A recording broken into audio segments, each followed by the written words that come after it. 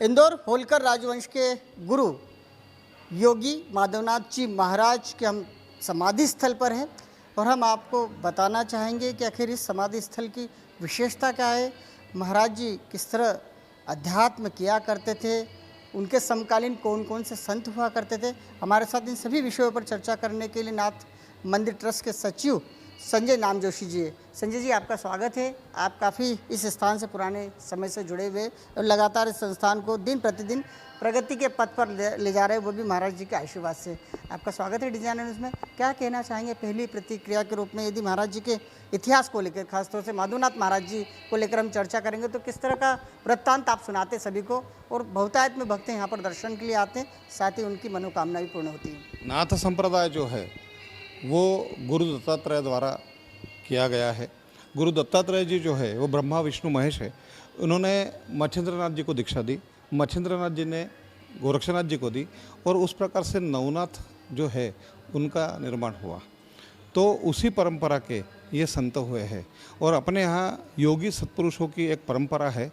इस प्रकार माधवनाथ महाराज के पास जो परंपरा आई वो ज्ञानेश्वर महाराज की तरफ से आई है, और ज्ञानेश्वर महाराज भी बहुत बड़े संत हो गए, गहनीनाथ, निवृत्तिनाथ और फिर ज्ञानेश्वर महाराज।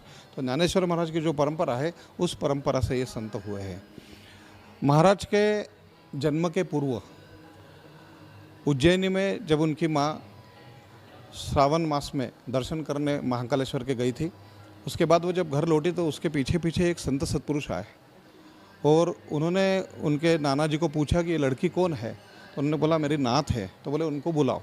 उनको बुलाने के बाद उस सत्पुरुष ने उनको शंकर भगवान की पिंडी और नंदी दिया और उससे कहा, बेटा तुझे 4 पुत्र होंगे, उसमें से एक लौकिक सत्पुरुष जन्म होगा। तो वो उज्जैनी में ही महाराज के जन्म के पूर्व ही भाकित कर दिया था। और फिर जब महाराज का जन्म होना था उस समय जो महिलाओं को अपन बोलते हैं कि अंदर की जो एक इच्छा रहती है पुत्र होने के समय, तो उस समय उनको देव दर्शन की इच्छा हुई और वो अयोध्या, काशी, मथुरा होते होते चित्रकूट गए। तो चित्रकूट में जाने के बाद वहाँ पे पहले मंदिरों में या धर्मशालाओं में रहते थे, तो ये दोनों पति पत्नी एक समाधि स्थान पर रुके। वो भी नाथ संप्रदाय के योगी सत्पुरुष की समाधि थी, गुप्तनाथ महाराज। तो गुप्तनाथ महाराज ने 1400 में समाधि ली थी, उस स्थान पे वो पहुँचे। तो वहाँ पे भी उस स्थान पे एक विठलनाथ महाराज करके कोई सत्पुरुष थे, उन्होंने उनको देखा। माधवनाथ महाराज की माता जी का नाम मथुरा था। उनको देखा और बोला कि आप कहीं नहीं जाना, तुम्हारा जो पुत्र होने वाला है वो इसी गादी का संभालने वाला है, तो अब कहीं नहीं जाना।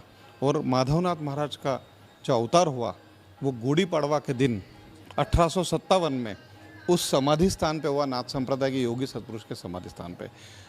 तो ये संत सत्पुरुष जिन्होंने अवतार लिए, ये किसी विशेष तिथि, विशेष दिन, विशेष स्थान, इसका महत्व जरूर है, क्योंकि एक समय में कई लोग जन्म लेते हैं, पर ऐसे सत्पुरुष जो रहते हैं उन सत्पुरुषों का ऊपर भगवान उनको दूत बना के यहाँ भेजता है, तो उसकी पूरी व्यवस्था करता है कि उनका जन्म कहाँ हो। बिल्कुल सही कहा आपने। और यदि हम बात करें माधवनाथ महाराज समाधि स्थल की, तो किस तरह से इस पूरे समाधि स्थल को आप अपनी वाणी के माध्यम से वृत्तांत के रूप में बताना चाहेंगे, आप बता सकते हैं? माधवनाथ महाराज जो है उन्होंने योग मार्ग, भक्ति मार्ग, ज्ञान मार्ग, ये जितने भी है ये जन कल्याण के लिए, भक्तों के लिए खोल कर रखे। और महाराज ने सभी जाति धर्मों के भक्तों को दीक्षा दी पूरे भारत में। उसमें मुख्य रूप से श्रीमंत दगड़ू शेठ हलवाई गणेश जी जो आज पुणे में विराजमान है, वो दगड़ू शेठ जो थे वो महाराज के दीक्षा लिए हुए थे और उनके दोनों पुत्र 1892 में प्लेग में शांत हो गए। तो महाराज जब वहाँ पहुँचे तो उन्होंने उनसे भी इच्छा प्रकट की कि मेरे को पुत्र दो। तो महाराज ने कहा नहीं, आप पुत्र नहीं, गणेश जी और दत्त भगवान का दत्तक विधान करवाया और फिर उनको कहा कि इसकी सेवा करो। तो आज वो जो गणेश जी है वो पूरे पुणे में, पूरे विश्व में उनका लोग बाग जाते हैं वहाँ पे। तो उसका नाम भक्त के नाम पहले आता है, फिर भगवान का नाम बाद में आता है। तो ऐसी महाराज ने उनसे कार्य करवाया। समाधि स्थल के बारे में बताइए। जिस तरह से शूट चल रहा है, इस शूट में भगवान की जो विग्रह रखा हुआ है माधवनाथ महाराज जी का, उसके नीचे का जो स्ट्रक्चर है, किस तरह का समाधि? माधवनाथ महाराज ने, ये सभी संतों ने, जितने भी संत हैं, इनको अपना अवतार समाप्त करने का जो दिन था वो हर एक को निश्चित था, हर एक को मालूम था। शेगांव के गजानन महाराज, शिरडी के साईं बाबा, इन्होंने सब ने अपना स्थान और समय दोनों निश्चित करके रखा था।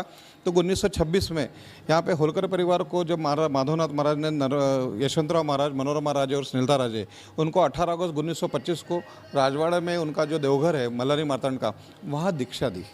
और दीक्षा देने के बाद फिर होलकर परिवार को बोला कि मेरी ऐसी इच्छा है कि ये अहिल्याबाई की नगरी में मैं समाधि लूँ। तो उन्होंने इच्छा प्रकट की और होलकर परिवार ने ये साउथ तोकोन की जो जगह है वो गुरु दक्षिणा स्वरूप माधवनाथ महाराज को दी। फिर माधवनाथ महाराज ने 1926 में इसका भूमि पूजन किया और अपने देखरेख में ये समाधि स्थान को 9 साल में पूरा किया। तो ऊपर की जो चरण पादुकाएँ है ये 15 मई 1935 को ये महाराज ने स्थापित की। नीचे गर्भगृह है जहाँ वो विराजमान है, जहाँ समाधि स्वरूप वो विराजमान है, वो गर्भगृह बनाया और नारियल रखा और नारियल रख के बोला कि अदृश्य शक्ति से मैं भक्तों का पालन करूंगा, ये मेरा सत्य वचन है। और फिर इस स्थान को नाथ मंदिर के नाम से जाना जाएगा क्योंकि ये नाथ संप्रदाय की ज्योत जो है वह हमेशा यहाँ जलती रहेगी। और मेरा आशीर्वाद रहेगा जो भी भक्त 5 गुरुवार इस मंदिर में आएगा उसकी सभी मनोकामनाएं मैं पूरी करूंगा, ऐसा महाराज कह के गए हैं। महाराज जी के जो शिष्यगण हुए, कहा जाता है कि पॉलिटिकल कनेक्शन की बात की जाए तो नितिन गडकरी जब भी इंदौर पहुंचते हैं तो वो माधवनाथ महाराज जी के दर्शन करने जरूर आते। किस तरह का उनका गुरु शिष्य का कोई योग है?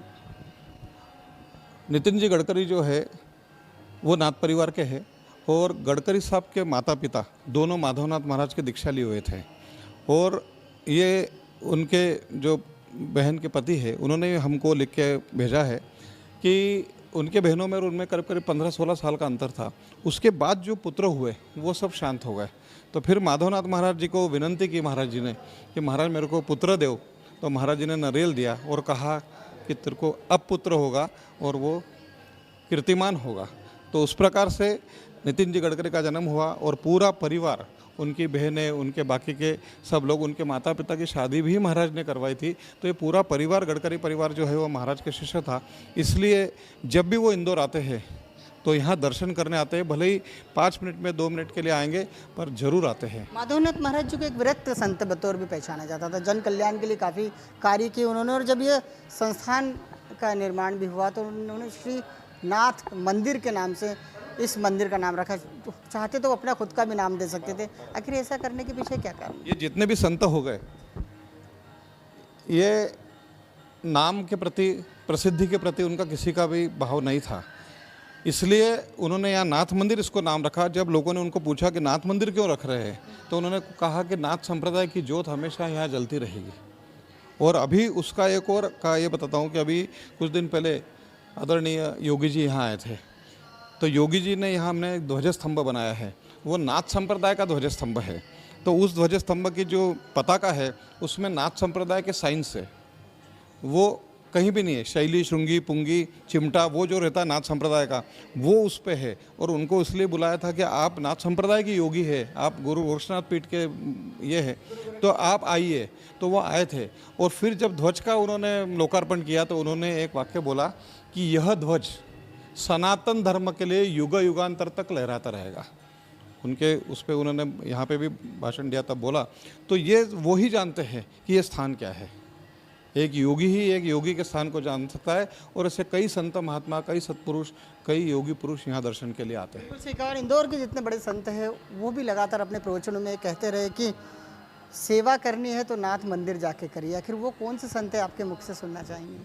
इंदौर की जो परंपरा है उसमें एक नाना महाराज तराणेकर करके हो गए, भक्तराज महाराज है, और काफ़ी संत परंपरा जो पुरानी रही है। कभी कई ऐसे लोग भी है, मतलब साधक भी है कि वो जो आते हैं नर्मदा परिक्रमा वाले करने वाले कई लोग जो है उनको भी मालूम है। क्योंकि ये जो साधना करने वाले लोग हैं उनको अपने खुद के जो अपन वो करते हैं, साधना करते, उससे भी मालूम पड़ता है कि आसपास का वाइब्रेशन कहाँ पे है। और बराबर वो बगैर पूछे, बगैर ये करके दर्शन करने आते हैं। संस्थान में लगातार प्रगति देखी जा रही है, खासतौर से अन्य क्षेत्र भी शुरू किया गया और लगातार जो पुण्य स्मरण के कार्यक्रम होते हैं, जन्मोत्सव के कार्यक्रम होते हैं, आए दिन जो बड़े उत्सव होते हैं खासतौर से सनातन धर्म को जोड़ने वाले, उसके आयोजनों का एक सिलसिला भर चल रहा है।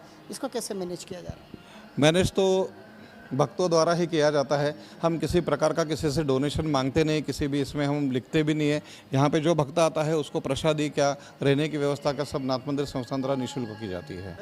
ये हैं संजय नाम जोशी जी, जो कि माधवनाथ महाराज के सेवक बतौर जनरल सेक्रेटरी बतौर यहाँ कार्य करते हैं। लेकिन अद्भुत स्थान है और यहाँ आने के बाद ऐसा लगता है कि वाकई किसी ऊर्जा वाले स्थान पर हम लोग यहाँ पहुँचे हैं और काफ़ी मनोकामना लोगों की यहाँ पूर्ण भी होती है। कैमरा पर्सन सौरभ पवार के साथ में बालकृष्ण मुले, DGNA न्यूज़, इंदौर।